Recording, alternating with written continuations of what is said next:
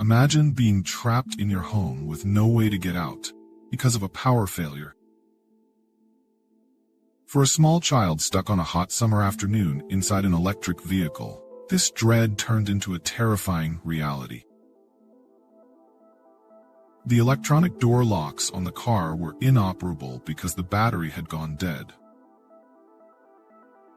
It is concerning how dependent we have become on technology for basic tasks, even something as simple as unlocking car doors.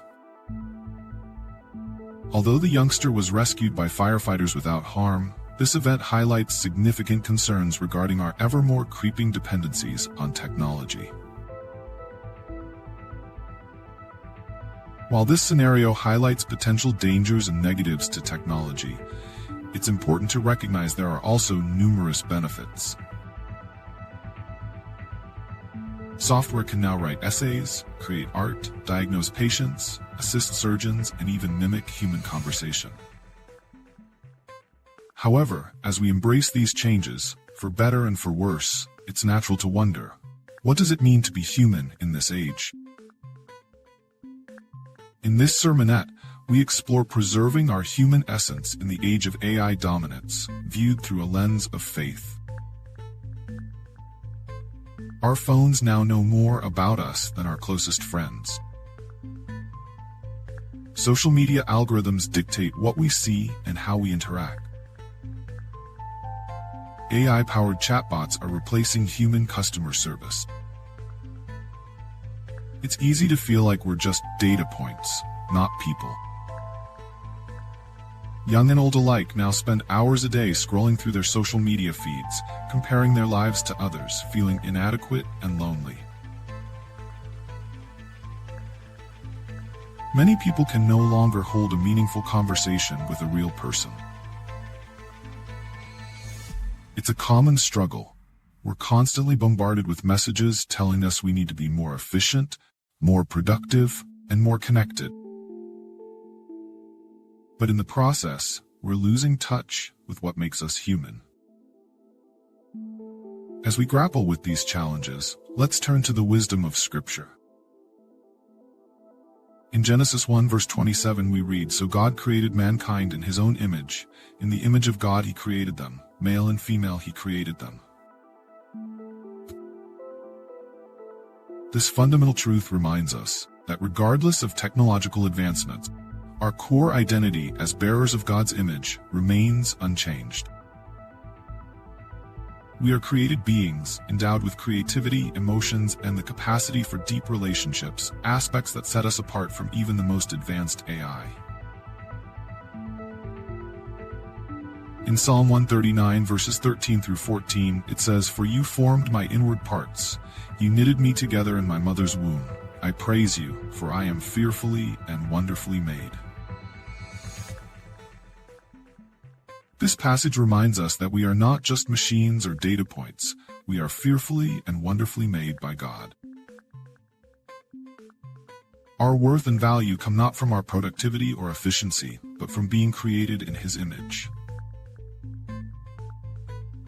While technology is constantly trying to optimize and streamline our lives, we must remember that our humanity is not something to be optimized. It's something to be cherished. Jesus taught us to love our neighbors as ourselves, to care for the least of these, and to prioritize relationships over efficiency. As Christians, we must not let technology define our humanity. Instead, we must let our humanity define how we use technology. The toddler described earlier who was trapped in the car was not being served by technology. As Christians, we're called to embrace our humanity while using technology wisely.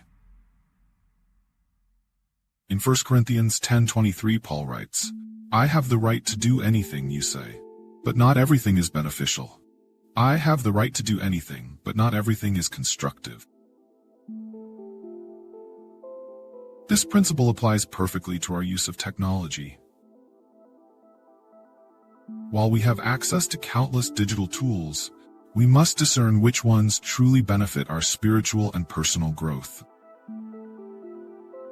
So how can we maintain our humanity in this digital age? Here are some practical steps.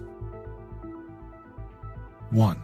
Practice digital detox. Set aside regular times to disconnect from technology and reconnect with God, nature, and loved one. 2. Cultivate deep relationships. Prioritize face-to-face interactions over digital communications when possible. 3. Engage in creative activities. Embrace your God-given creativity through art, music, writing, or other hands-on pursuits. 4. Exercise critical thinking. Don't rely solely on AI or search engines for answers. Take time to ponder, analyze, and form your own opinions. 5. Use technology intentionally. Before adopting new tech, ask yourself if it aligns with your values and enhances your ability to love God and serve others. As we navigate this age of AI and technology, let's remember that our worth comes not from our digital prowess, but from our identity as children of God.